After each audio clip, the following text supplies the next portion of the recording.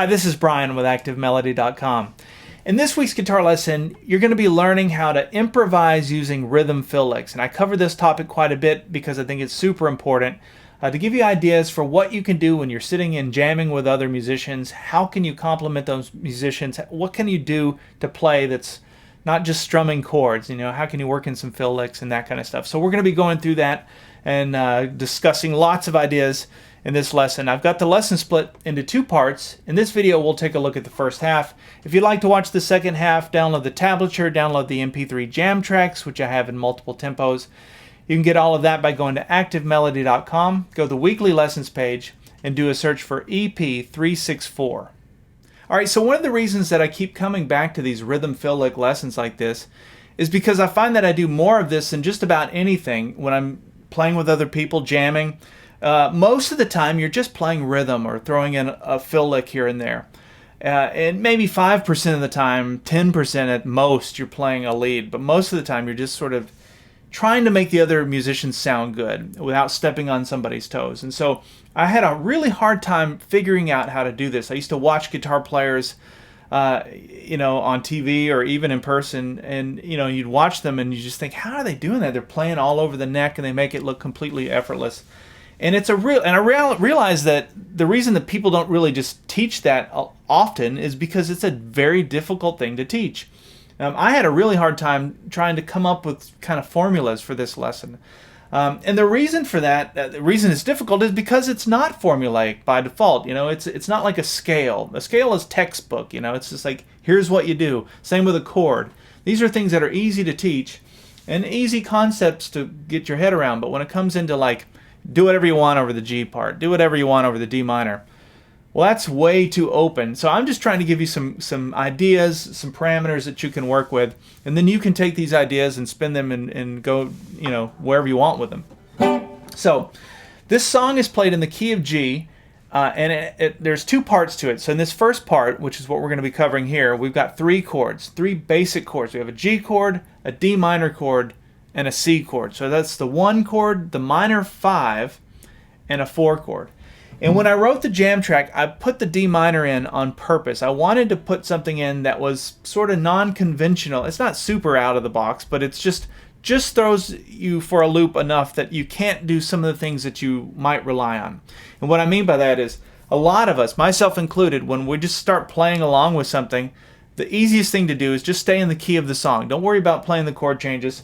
If we were playing a blues in the key of G, you would play the G minor pentatonic scale, maybe the major pentatonic scale, but that would be as far as you go. And you don't have to worry about the chords. You just play in that scale. Well, you cannot do that in this case. When it goes to that D minor chord, you could start in the G minor pentatonic scale, but you'll see really quickly when it goes to that D minor, that's not going to work. The two clash. And so what do? So in this case, we are going to be following the chord changes, but this is not difficult. There's 3 chords, so it's not like super complicated to remember. A G chord, D minor chord, C chord. And we are going to be playing little things over those chords. And we are still going to be using that G minor pentatonic scale, though, quite a bit in this. I kind of keep going back to that, just because that's sort of comfort zone for me. That's like a home base. Got to work a little blues into everything. So the first thing that I played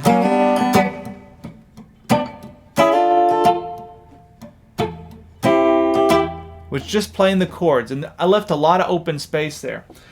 And so I'm starting this, we're going to be playing these as triads. And I did a lesson, I'll put it on the screen now, a few weeks ago, where I go into triads in detail, minor triads, major triads, just so you can kind of understand what they are and how to use them. This first triad is played on strings 2, 3, and 4. Now in that lesson that I just mentioned, everything we were playing was on strings 1, 2, and 3. Those are probably the most common triads, I would say, at least for the way that I think about it. But you can obviously play them on any strings. And so we're playing this first one on strings 2, 3, and 4. And all it is if you look at a G major bar chord, that's where you bar in the 3rd fret here, and you play strings 4, 3, and 2, that's the same notes I'm playing. I'm just not barring it. And the reason I'm playing it like this is because I can slide into it and it's just a little quicker to grab. So I started with that. And then I went up here and played that same shape. So it's a stair step shape. I have, you know, one finger on the, I started with the 3rd fret 2nd string, 4th fret 3rd string, 5th fret 4th string. That's the stair step shape. I take that same shape, but now I've got my index finger on the 5th fret 1st string. And that is your D minor chord. And if you look at your D minor, using the A minor chord shape out of the cage thing, you've got that shape there. So that's your minor chord shape, minor chord triad. So now we've got G, D minor, and then we switch to the C chord. And to do that, I've got index finger in the 3rd fret 1st string, and then 5th fret 2nd and 3rd string. And that would be the top part of your A chord shape. And if you don't know what I mean by that, I covered that in a lesson a long time ago, but it's EP364. You can go back and reference that lesson where I talk about the A chord shape out of Caged. You have the bottom part of the chord shape, and then you have the top part. That's sort of how I see it. It's my little formula for it. But anyway, I find myself using this triad all the time. It's very useful. So now we've got the 3 chords.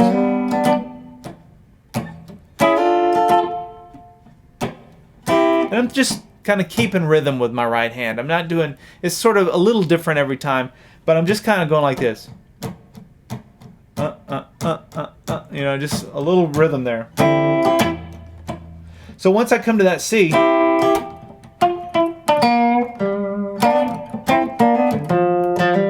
what I did there, that's where I go back into that minor pentatonic scale. So now we're back over the G chord, and I went into G minor pentatonic scale, pattern 1.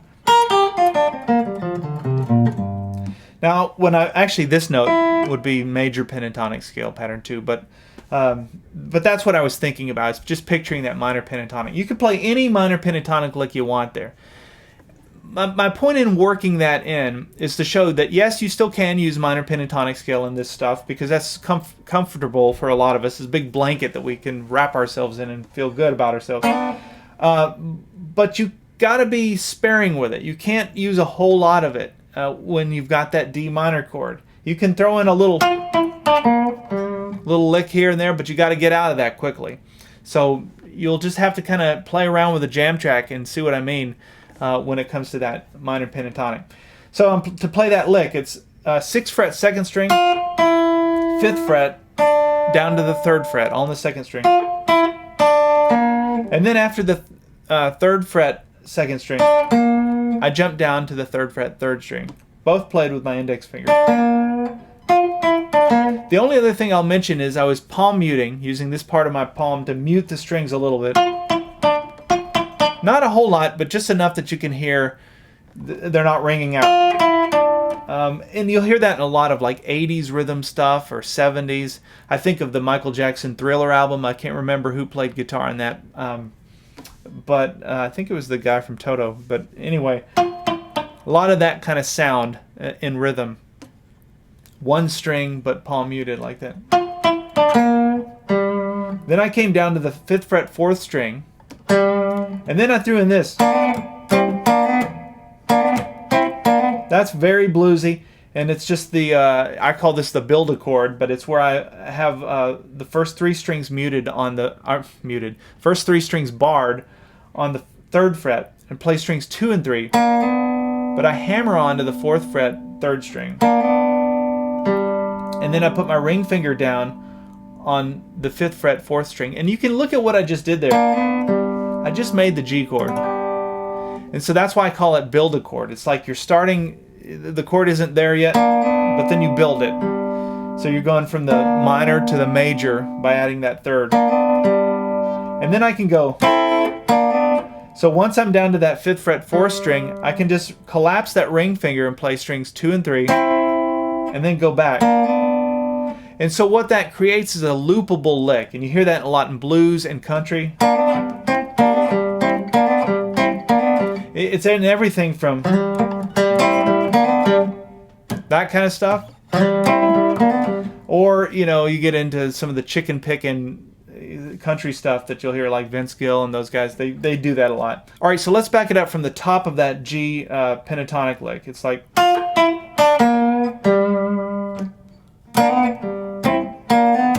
And And then I came down to the 3rd fret 4th string and do a hammer on to the 5th fret 4th string. By throwing in that note, that's the 7, like out of a G7 chord. So it's just giving it another little element of the blues.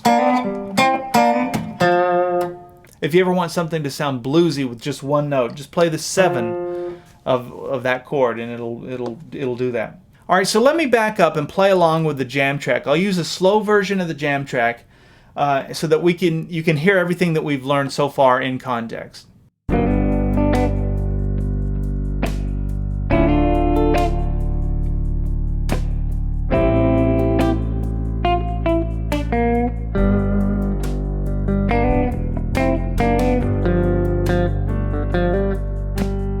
All right, so after we have the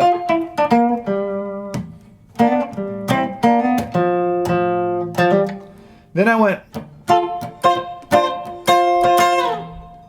and so what I did for that is I came to the D minor chord again, but then I threw in my pinky here, and this is a sort of a takeaway, a little sidebar here. If you're playing a minor triad like this, you can add your pinky. In this case, it would be on the 8th fret 1st string, but just look at where that is in relation to the chord, so you could do it anywhere.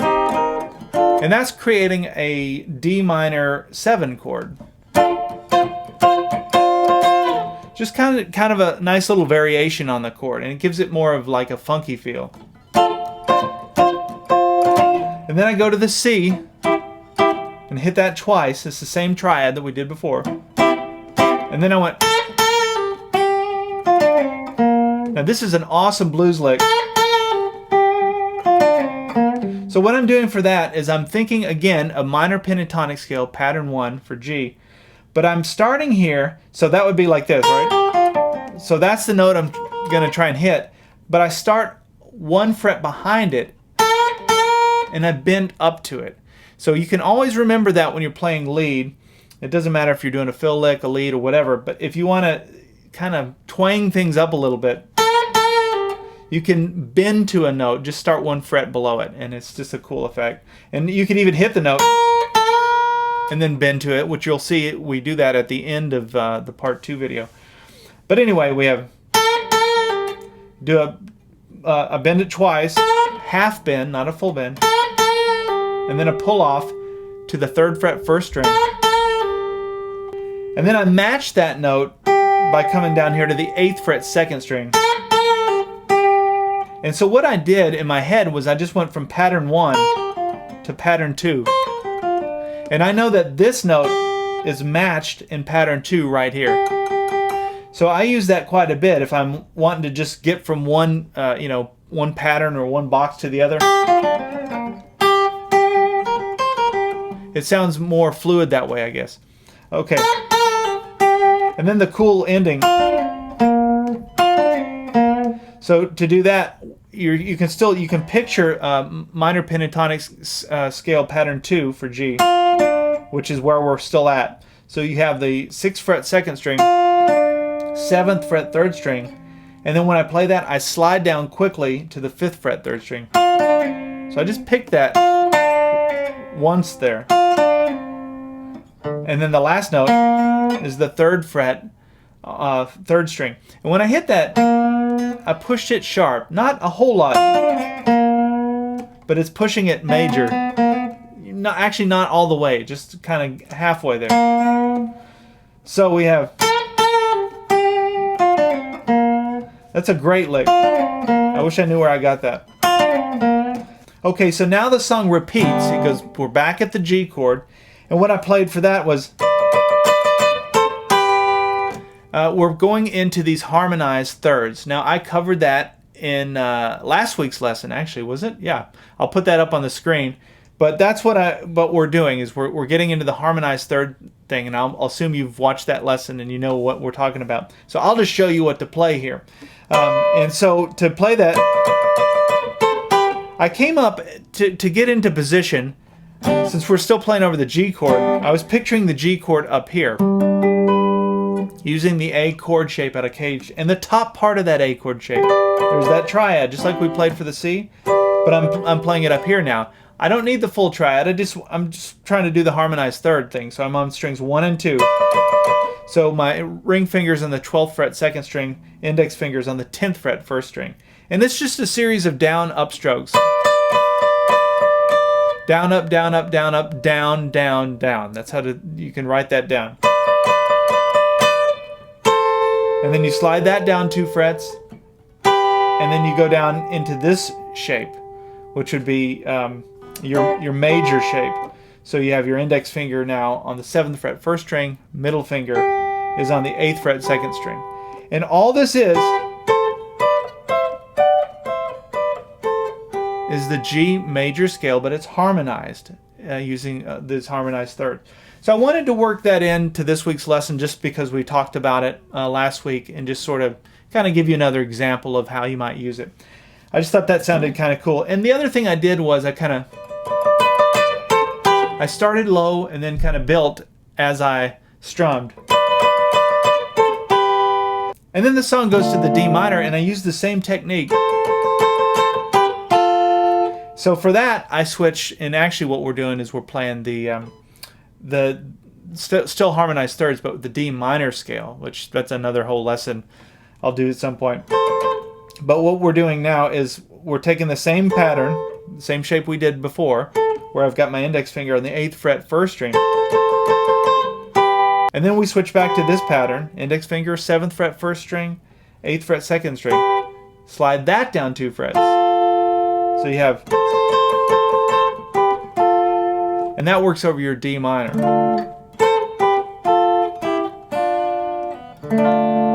So after we play the G and the D minor, then the song goes to the C, and I played. And what I'm doing there was, I was picturing the C triad right here, but I'm building into it. And so what I mean by that is I'm playing strings 1 and 2 on the 3rd fret, just barring those two. And I'm doing a hammer-on with my ring finger to the 5th fret 2nd string. Now look at that. Those two notes are in that chord shape. So maybe I'm hoping a light bulb's going off and you're seeing this lick. It's a little country, but it's also, Hendrix used it quite a bit as well. But I'm wanting you to see the relation to this lick and this chord shape. So if I said do this in G, you should now think, well, okay, there's your G chord using that A chord shape. Now I've got that G lick. It's a very useful lick, and you can connect it right away to that chord shape. Okay, so going back to the C chord, we have, so it's hammer on, back to the bar there on the 3rd fret, and then ring finger goes down on the 5th fret 4th string, and then we go back to your G chord. And look at what I'm doing. There's your G triad like that. I'm just working from the C to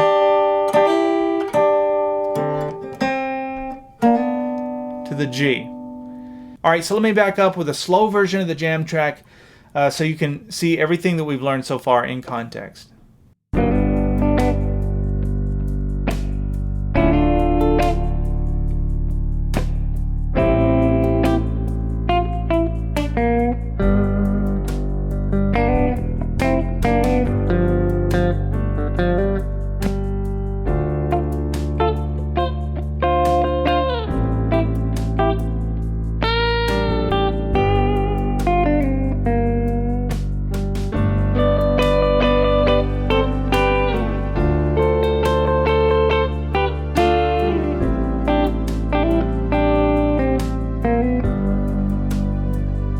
All right, so the song repeats one more time through the cycle. We go back to the G chord, and I play that lick. Now that should look familiar. That's exactly the same thing we did before, where I did the half bend on the 5th fret 1st string to the pull off on the 3rd fret 1st string, and then I came up here to that 8th fret 2nd string, just repeating the same lick. Then the song, when it goes to the D minor, I threw in that lick. And what I'm doing for that is I switch to the D minor scale. So I know that I've got the G minor pentatonic scale, but I know that underneath that I've got that D minor scale. So what I'm doing there is playing the notes out of that scale. And some of that, I'll be honest with you, I mean, yes, it is the D minor scale, but I didn't realize that until after the fact, until I was breaking down this instruction. So don't feel like, oh my gosh, like, how would you switch and know that that's the minor scale in real time? It's just sort of like a lick that I know that I can play something on the one string, and then if it's like a minor, I can bend to it on the string below that. It's just something I've learned over time. And honestly, your ear, the more of this you do, your ear will kind of know some things you can do and what you can't. So that's why you just got to do a lot of it. Okay. So after I did that leg, 3rd fret, 2nd string, 5th fret, 3rd string, then I did a hammer-on between the 5th fret and between the 3rd fret and the 5th fret on the 2nd string. Really cool sounding lick. And the last thing I played goes,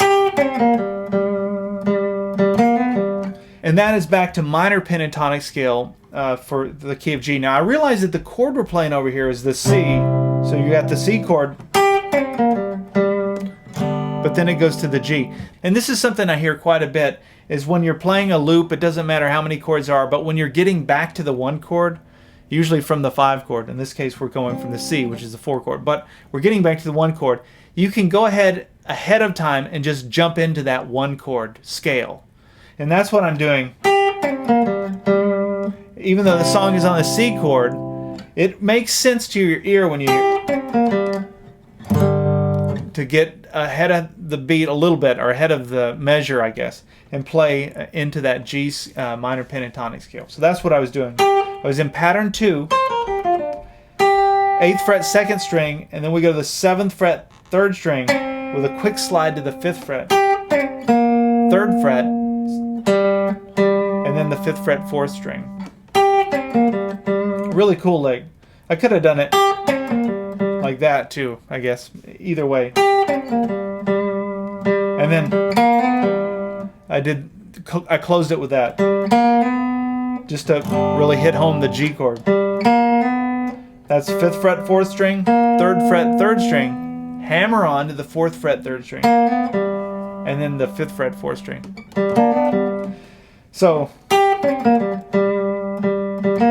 So that's what we have for this first half. And if you're not a premium member, you should look into it. You get the jam tracks. I have it in multiple tempos, tablature. There'll be the part 2 video, which we'll go over the second half. And the second half, I think, is in some ways cooler than the first, just because we get into a little bit more of a kind of like a straight up blues thing that happens. So anyway, I'm going to back up and play along with a slow version of the jam track one more time, so you have one final reference for this first half, and then I'll see you in part 2.